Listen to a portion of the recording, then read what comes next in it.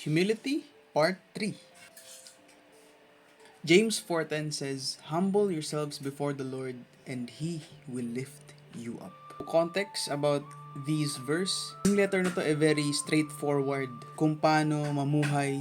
Pinapakita dito kung ano nga ba yung itsura nung genuine faith. Paano yung nakaka-apekto sa daily life natin. So like all other people, yung mga pinadalhan niya nitong letter na to, laging magulo, laging may conflict, laging may division. So, kaya ito yung nasabi niya. Pero, bago tayo mapunta sa verse 10, dapat natin tignan kung bakit nga ba niya nasabi yun. Nagpasimula siya yung sa kinumpare niya yung, hindi directly, pero kinumpara niya yung pride and humility. Kaya sa verse 6 sabi, "But He gives us more grace. That is why Scripture says, God opposes the proud but shows favor to the humble." Tapos, sa verse 7 naman, sinunod-sunod niya bago siya napunta doon sa "But humble yourselves." Verse 7 sabi, "Submit yourselves to God, resist the devil, and he will flee from you. Come near to God, and He will come near to you. And then wash your hands," meaning, i-clean mo yung katawan mo, yung actions mo. "And purify your hearts." Tapos, iayusin mo yung sa inner conflicts, no, yung double-mindedness. And then, grieve, mourn, and wail. Yung turn worldly laughter and joy into godly sorrow over sin. Verse 9. And then verse 10, ito na yung sinabi niya na, "Humble yourselves before the Lord." So, ang ibig sabihin nito, para siyang roadmap, no? Para siyang steps into repentance. Kasi, kung hindi mo talaga kailangan si Lord, may pride ka. Kaya kailangan unahin. Submit mo muna yung sarili mo kay Lord. We have this humility to acknowledge that, hey, I need God. Hindi na maayos yung pag-iisip ko. Hindi maayos kung paano ako namumuhay.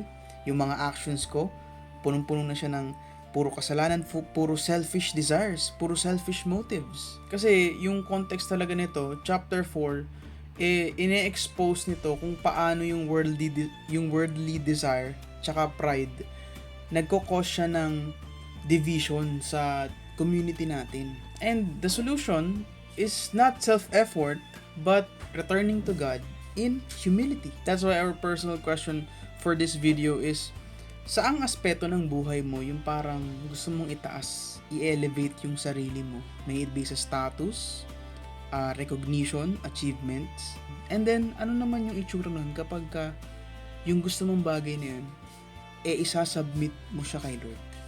Sasubmit mo yun, yung sarili mo, pati yung mga bagay na gusto mong makuha, and then hahayaan mo siya na siya yung mag-elevate sa'yo. Ang sinasabi dun na pag-elevate hindi siya yung literal na kapag sinubmit mo yung business mo o yung mga bagay-bagay automatic, pagpapalain yun ni Lord. Talagang iaangat yan ni Lord. Hindi.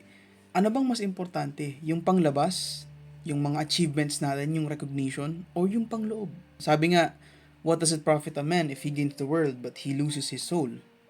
And let us also remember na unless the Lord builds the house, those who build it labor in vain. So kahit ano man yung achievements natin, kahit ano man yung mga narating natin, without God, wala rin. Kasi again, humility, hindi lang siya yung foundation, kaya siya nasabi ni Saint Augustine nun. Kasi, when you have humility, you acknowledge that there is a greater and higher being, that there is God. Na kailangan mo ng tulong niya, kailangan natin ng tulong niya. Doon pa lang, nabibuild na yung character mo, yung maayos na character, yung true character. Andun yung wisdom, timeless wisdom ng Panginoon. The promise is encouraging, no? Na pagka nagpapakababa ka, itataas ka niya. Kasi nga, God doesn't leave the humble crushed, He lifts them. But the path starts with us choosing to bow low.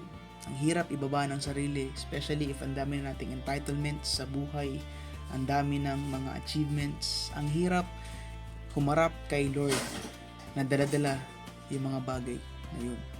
Hope this makes sense. Hope you got something out of this. And hey, it's Friday. So weekend na. May you stay wholesome and God bless.